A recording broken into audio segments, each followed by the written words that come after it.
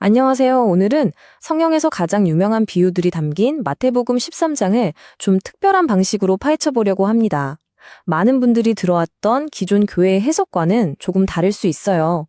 성경 말씀 그 자체를 근거로 창세부터 감추어져 있던 하나님의 진짜 계획이 무엇인지 함께 따라가 보겠습니다. 사실 많은 교회가 저마다의 해석을 내놓곤 하죠.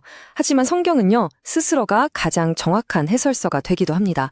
그래서 오늘은 다른 어떤 해석보다 성경 구절이 직접 우리를 어디로 안내하는지 그 길을 한번 따라가 보려고 해요.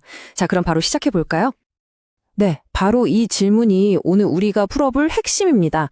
만약 이 이야기들이 그냥 착하게 살려는 교훈이 아니라 하나님께서 세상의 기초를 놓을 때부터 숨겨두신 일종의 비밀 코드 같은 거라면 어떨까요? 정말 흥미롭지 않나요? 자, 오늘 우리가 살펴볼 순서입니다. 먼저 창세부터 감추어진 비밀이 무엇인지, 그리고 마지막 심판 때에 누가 가라지로 뽑히는지 알아볼 거고요. 이어서 하나님의 구속 계획과 시간표를 확인한 다음 이 모든 비밀을 깨달은 자의 역할, 즉 왕국의 서기관은 무엇인지로 마무리하겠습니다. 자, 그럼 첫 번째 비밀의 문을 한번 열어보겠습니다. 하나님께서는 추수라는 비유를 통해 시대의 마지막에 있을 심판을 말씀하시는데요. 여기서 말하는 가라지, 이 가라지의 정체는 과연 누구일까요? 그들을 풀무불에 던져 넣으리니 거기서 울며 이를 갈게 되리라. 이 구절 좀 무섭게 들리죠? 하나님께서는 마지막 때에 분명한 분리가 있을 거라고 경고하십니다. 여기서 말하는 풀무불, 그리고 울며 이를 가는 이 상황은 과연 무엇을 의미하는 걸까요? 성경에서 말하는 풀무불은요, 진짜 활활 타는 불이 아닙니다. 하나님께서 말씀하시는 건 바로 세상 끝에 올 대환란이에요. 적그리스도로 인해 시작될 아주 거대한 시련과 박해의 시기를 상징하는 거죠. 그렇다면 가장 중요한 질문이 남습니다. 도대체 누가 이 환란의 불 속으로 던져지는 걸까요? 하나님께서는 심판 때 모아지는 가라지가 누군지 정확하게 두 그룹으로 콕 집어서 말씀하세요. 첫째는 사람들을 진리에서 멀어지게 만드는 모든 거짓 가르침들입니다. 인본주의나 율법주의 같은 것들이죠. 그리고 둘째는 바로 그 거짓 가르침을 퍼뜨리는 사람들, 하나님의 권위가 아닌 자기 권위로 성도들을 속이는 불법을 행하는 자들, 즉 일부 기만적인 목회자들을 가리킵니다. 자, 이렇게 심판에 대한 무서운 경고만 있는 게 아닙니다. 하나님께서는 동시에 구속을 위한 정말 놀라운 계획도 보여주시거든요. 그 계획이 바로 밭에 감추인 보화와 값진 진주, 이 두 가지 비유 속에 기가 막히게 숨겨져 있습니다.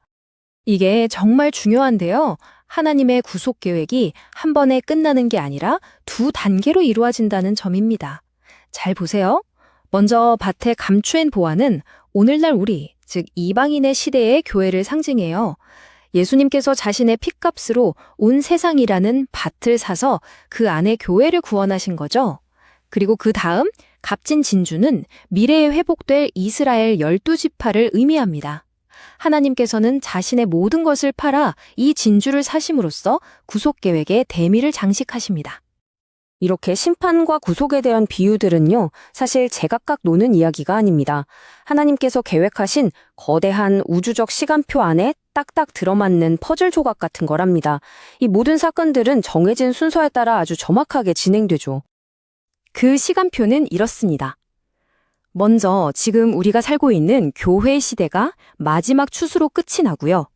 그 후에 하나님께서 회복된 이스라엘 12지파에서 14만 4천 명을 인치십니다.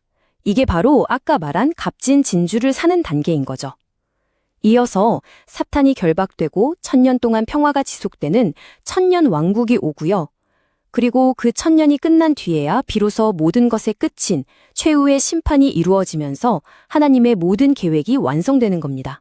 자, 그럼 이 모든 비밀스러운 계획을 깨달은 사람은 대체 어떤 역할을 해야 할까요? 그냥 그렇구나 하고 넘어가면 되는 걸까요? 아닙니다. 하나님께서는 마지막 비유를 통해 왕국의 서기관이라는 아주 중요한 사명을 우리에게 알려주십니다. 천국의 제자된 서기관마다 마치 자기 곳간에서 새 것과 옛 것을 내오는 집주인과 같으니라. 하나님께서는 이 지식을 깨달은 사람을 그냥 지식인이 아니라 보물 창고를 관리하는 집주인에 비유하고 계세요. 정말 멋진 비유 아닌가요? 이건 단순히 성경 지식을 많이 아는 걸 의미하지 않아요. 왕국의 서기관은요, 하나님의 계시를 받아서 구약의 예언이라는 옛 보물과 그 예언의 성취와 왕국의 비밀이라는 새 보물을 모두 꿰뚫어 보고 그걸 가르칠 수 있는 사람입니다. 다시 말해서 하나님의 지혜 창고 열쇠를 받아서 때에 맞게 다른 사람들과 그 보물을 나누는 사명을 받은 거죠.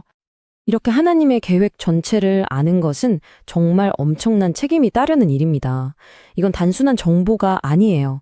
한 시대의 끝과 새로운 시대의 시작을 알리는, 말하자면 하나님의 내비게이션과 같은 거니까요.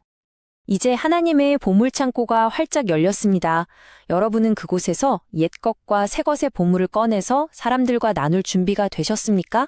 이 놀라운 계획을 아는 것에서 그치는 게 아니라 그것을 나누는 왕국의 서기관이 되는 것. 어쩌면 이것이 바로 이 시대를 살아가는 우리에게 주신 가장 중요한 부르심일지도 모릅니다.